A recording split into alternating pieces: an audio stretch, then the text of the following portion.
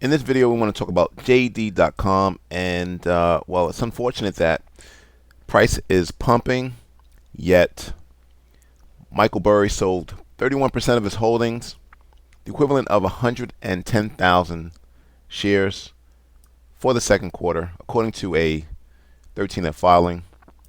Now, before we get into the analysis, let's actually get into the news on why price is pumping. So on Friday, we saw the stock go up 9%. And this is just aftermath from their glowing second quarter. They also got an upgrade, several upgrades. We had JP Morgan Chase, an analyst by the name of Andre Chang, retagged it as an overweight. He cranked up his price target even higher and now has a $36 price target from $33. The upgrade comes from a close read of the results, which among other positive developments revealed a net income figure that nearly doubled year over year. Now, Chang was cheered by the fact that management has changed the strategy to focus on its strength rather than pursuing low prices at all costs. Depends on your business model. You have low cost pursuits like Walmart, and then you have your specialty items like Target. This emphasis on higher margins inspired the analyst to raise his forecasts for annual non-GAAP adjusted net income, both this year and next year. However, on the flip side, you had analysts at Benchmark and Bernstein. They actually cut their price targets.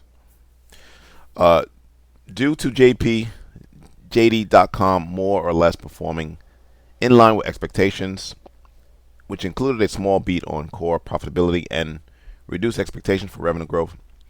Now, one thing I want to point out is that the Chinese economy really hasn't come back since the pandemic, and neither have the stocks.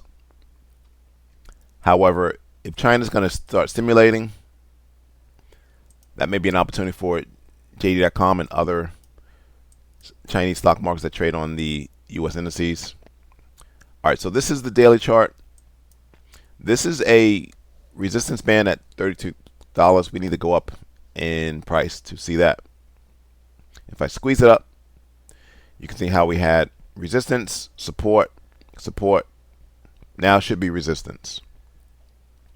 However, despite that, if I take it back down to the daily chart, we can see how price has now surged above all the moving averages. And if the momentum continues to the upside, as anticipated, because of this trend line break, you should see these moving averages start to curl up, serving as dynamic support. All right, taking it back down to up to the weekly chart. One could say you have a head, shoulder, head pattern, reversal in that matter. So again, another bullish sign.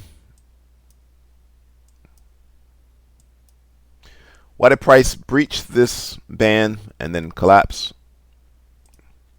On the weekly chart, you had weekly sellers. However, price is now used up, so if price was to return to this $34 level, price should have no problem moving higher. Again, all the unfilled sell orders have been filled. Again, momentum continues. Look for your next target to come in at $40. That's about 25% higher from current price. Again, Chang has a price target at $36, which is right above what I'm calling weekly sellers. Thanks for watching. Subscribe. Please like the video.